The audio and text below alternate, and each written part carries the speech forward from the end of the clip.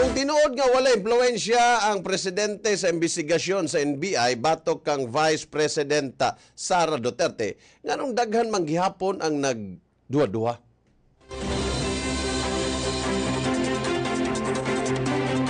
Karon atong hisgutan ang usa ka isyong nagbahin-bahin sa opinion sa publiko.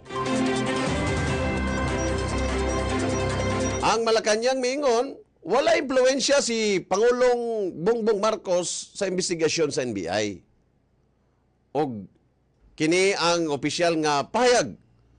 Og isip mga lumulupyo atong respetohon kana. Apan isip mga responsable nga Pilipino, aduna usab kitay katungod sa pagpangutana.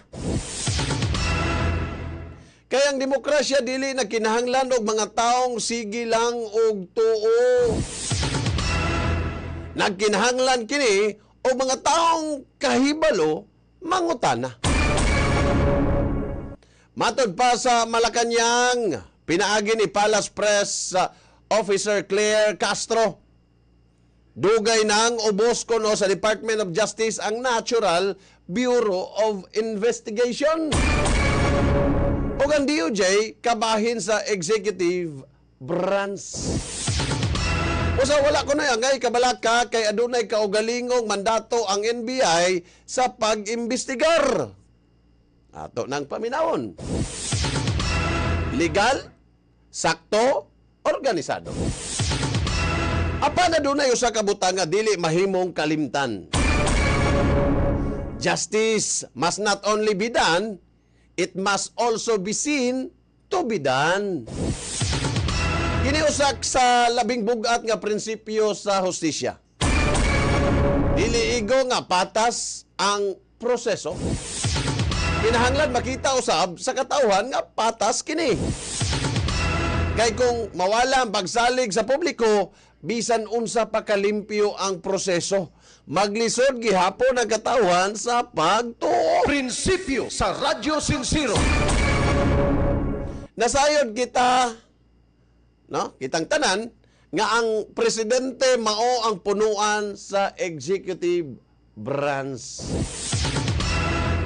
Apan dili kini otomatikong nagpasabot nga siya mismo ang nagdumala sa matag imbestigasyon. Mao kini ang punto nga gustong ipasabot sa Malacañang.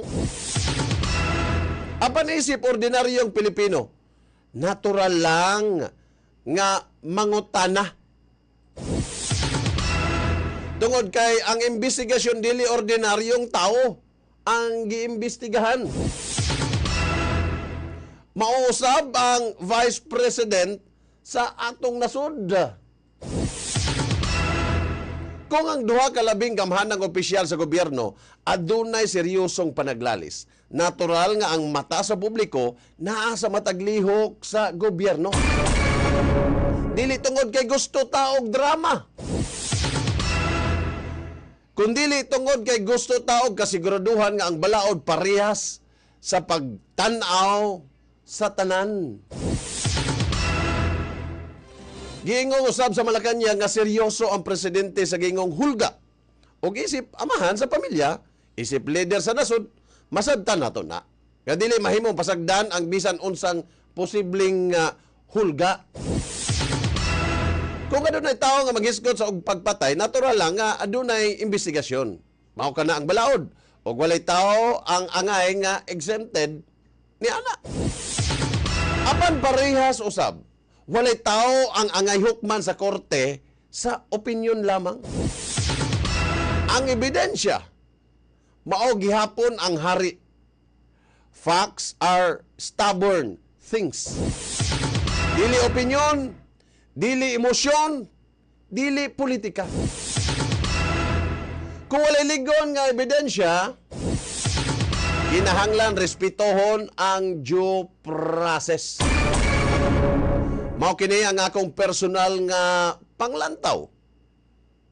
Mas gusto nato nga aduna investigasyon kaysa walay lihok ang atong gobyerno. Prinsipyo sa Radyo Sincero. Apan mas gusto pod nato nga dunay transparent, independent ug patas kay ang tinuod nga hustisya walay kolor, walay partido, walay pinili. Kung sayop ang usa, panubagon. Kung walay sala, kinahanglan usab siyang maprotektahan. Mao kana ang tinuod nga hustisya.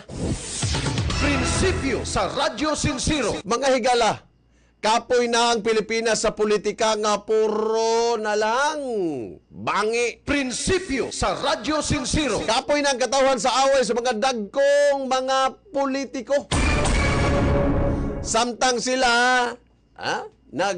tinubagay. Daghang ginikanan ng wala kabalos kung asa mangita og kwarta. Daghang estudyante ang walay pamasahe. Daghang magumang naglisod hantod karon. Daghang mangingisdang nagulat sa grasyas kadagatan. Ug daghan na ang mga Pilipino nga naglaom unta nga sa ilang mga gipang butaran. Dili unta magsigig lalis sa politika. Kay sa serbisyo, sa katapusan mga higala, ang labing dako nga pilde, dili man ang presidente, dili ang vice-presidente. Kita ang labing maalaot ang mga ordinaryong Pilipino. Power is temporary. Integrity is permanent. The rule of law is stronger than the rule of personalities. A nation cannot move forward if its leaders are busy tearing each other apart. Leadership is tested not during peace but during conflict. History never remembers who shouted the loudest. It remembers who stood for the truth. Mga kaigsunan, dili nato kinahanglan nga mag-away aron ipakita ang atong gugma sa Pilipinas. Pwede kita nga doon ay lain-laing opinion. Apan, usara ang atong tumong, ang kamatuoran, ang hustisya, ug ang kaugmaon sa atong nasod. Busa, padayon kita sa pagpangutana. Padayon ta sa pagpaminaw sa tanang panig. Prinsipyo sa Radyo Sincero. Og labaw sa tanan, ayaw tuguti nga ang politika maoy mupuli sa atong prinsipyo.